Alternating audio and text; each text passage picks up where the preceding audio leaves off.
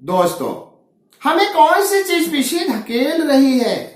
Series का video part number 15, जिसका शीर्षक है अनुशासन की कमी, लैक ऑफ डिसिप्लिन। आपको जिंदगी में यह चुनाव करना है कि आप अनुशासन की कीमत चुकाएंगे या फिर अफसोस की। दोस्तों, क्या हमने कभी विचार किया है कि कुछ लोग अपने लक्ष्य तक क्यों नहीं पहुंच पाते? उन्हें बार बार हार और संकट का सामना क्यों करना पड़ता है? कुछ लोगों को लगातार सफलता क्यों मिलती जाती है, जबकि दूसरे लोगों को अंतहीन असफलताएं झेलनी पड़ती हैं?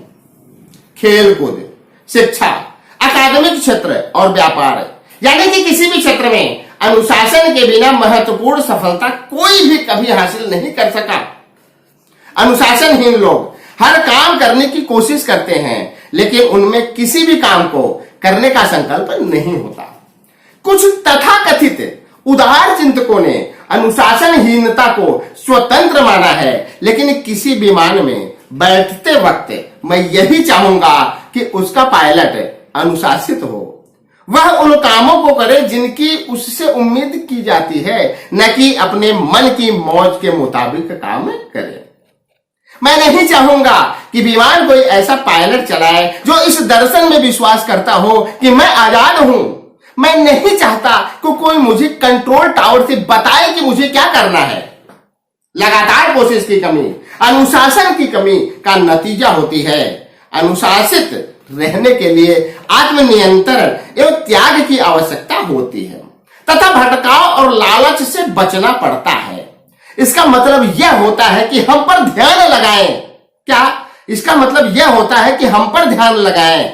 भाप इंजन को तब तक नहीं खींच सकती जब तक उसे एक दायरे में सीमित न कर दिया जाए।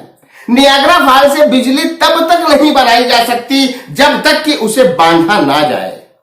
खरगोश और कछुए की कहानी हम सभी जानते हैं। दोस्तों, खरगोश और कछुए की कहानी हमने बचपन में किताबों में पढ़ी है। हम सभी जानते हैं उसके बारे में। खरगोश ने अपनी रफ्तार के बारे में डींग हाकी और कछुओं के दौड़ में मुकाबला करने की चुनौती दी। कछुए ने चुनौती कबूल कर ली। उन्होंने एक लोमड़ी को जज बनाया। दौड़ शुरू हुई तो कछुआ अपनी धीमी चाल से चलता रहा, लेकिन खरगोश ने रफ्तार दिखाई। जल्दी ही खरगोश ने कछुए को काफी पीछे छोड़ दिया। उसे जीतने का पूरा भरोसा था, इसलिए उसने सोचा क्यों ना एक झपकी ले ली जाए। नींद खुलने पर उसे दौड़ की याद आई और उसने फिर दौड़ना शुरू किया, लेकिन उस दौरान कछुआ लक्ष्य तक पहुंचकर दौड़ जीत चुका था। दोस्तों, अनियमित कड़ी मेहनत से कहीं बेहतर है नियमित रूप से की गई थोड़ी सी भी कोशिश जो अनुशासन से आती है। अनुशासन और पछतावा दोनों ही दुखदायक हैं। ज्यादातर लोगों को इन दोनों में से किसी एक को चुनना होता है। जरा सोचिए, इन दोनों में से कौन ज्यादा तकलीफ देह होता है?